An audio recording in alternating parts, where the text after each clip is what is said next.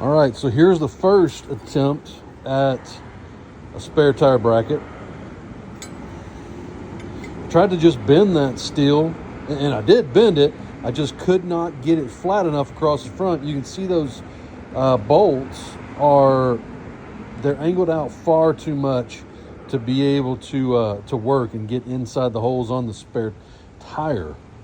So I took the brackets off of the old one that I had cut off, and that's still hot, by the way.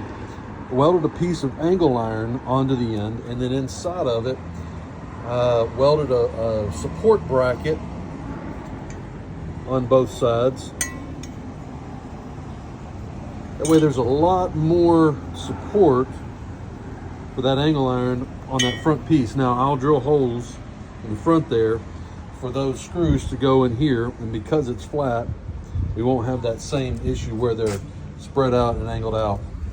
So instead of reinventing the wheel, I just bulked it up.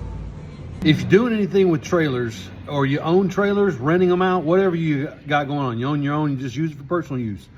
At some point, you're gonna have something break on them. If you have a trailer that is powder coated and you're trying to weld something back on there, the powder coating is not gonna let you do it. And that powder coating is hard to get off. How do you get it off? I'm gonna show you. Stay tuned. Step one, get your torch. In my case, I am welding back on a spare tire bracket, spare tire mount. Part of it broke, and as a temporary solution, I didn't want these big brackets sticking out here, injuring someone, so I cut those off. I've rebuilt the entire mount bracket, and now I've got to weld it back on. So, step one, get your torch. Get that thing lit up. And this powder coat, cook it. Cook it. Get this stuff hot. Once this stuff heats up and it starts smoking, that's when it's going to come off so easy. It makes it so easy. Once this stuff is smoking hot, it'll scrape right off. All you have to do is get a wire brush. Okay, now it may be a little bit hard to see in this video, but there is smoke starting to come up off of this thing. You can barely see it, but it is starting to smoke. That powder coat has now gotten to the point where it is no longer setting. Once you're there, you see it? There it is. At this point, a wire brush just takes that stuff right off. See how easy that comes off? Now, getting in that corner, a little bit different story. Use a small round wire brush.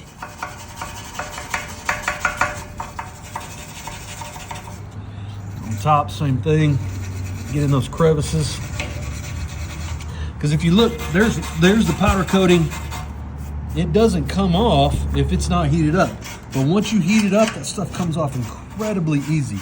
And now you've got a nice clean surface that you can weld on. So now we have a nice clean surface that is going to allow us to weld this spare tire bracket back on. You can see right here, that gives you a good contrast, that powder coating. See, I didn't heat that up specifically, but it did get hot and some came off. And now all of this bracket we'll be able to weld right back onto that. So there you have it. I got both of those brackets clean. They're ready to weld. Look down here. Look at all that black.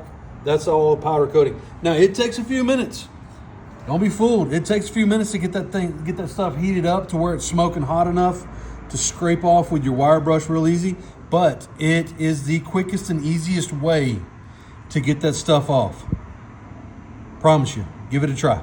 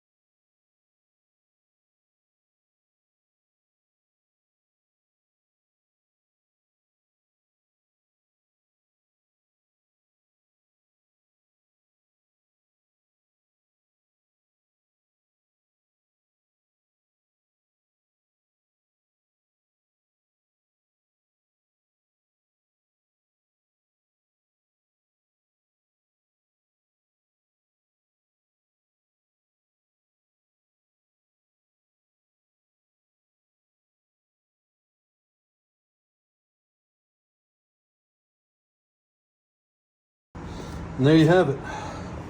Look, it's not 100% square. It is slightly off square, but that son of a gun is reinforced numerous ways.